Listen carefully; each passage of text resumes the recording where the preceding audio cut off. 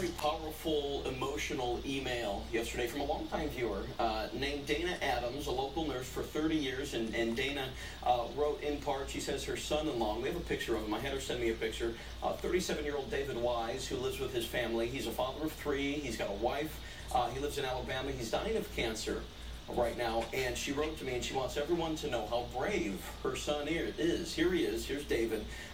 Sunday was likely his last Father's Day.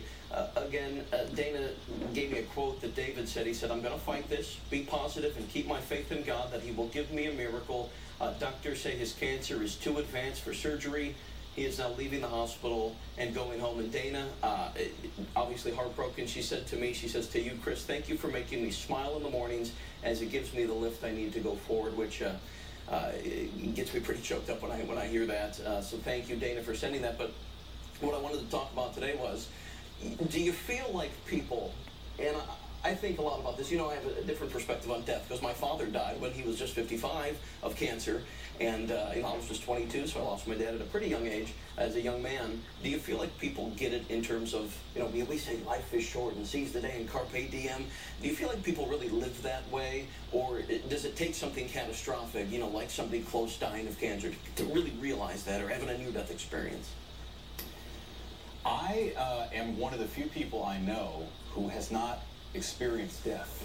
You know, I have a small family, and I haven't had anybody close to me ever pass away. My wife, on the other hand, has a big family and has been to a million funerals, and so we have a really different perspective. Plus, she lost her father at a young age, too, at 15.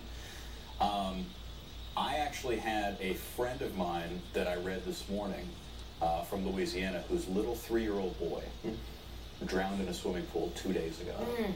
I'm still in shock over it. And so yeah, it does make you think. It makes you hug your kids a little tighter. It makes you think about seizing each day and you know, cherishing each day, because you don't know if you're going to have that next one. I think in the news business, we're reminded over and over, you know, about how short life is and how any day could be your day to go. And our morning reporter, Ford, we, you know, sit next to each other, we share desks, and we talk all the time about, you know, somebody just on their way to work and they get hit head on by a drunk driver, or they're at the convenience store and they get mugged and shot and pass. I mean, I think you're reminded all the time, but I know my parents, you know, always say they love me every time we talk, and I think that's just kind of how I was raised, is you never know, and so you always want to secure those I love yous when you can. Yeah, I completely agree with that, and you know, you just don't know when the time's going to come. I give thanks every single day for the day that I had and all the blessings in my life, and gosh, that email's got me choked up too, Chris, gee whiz.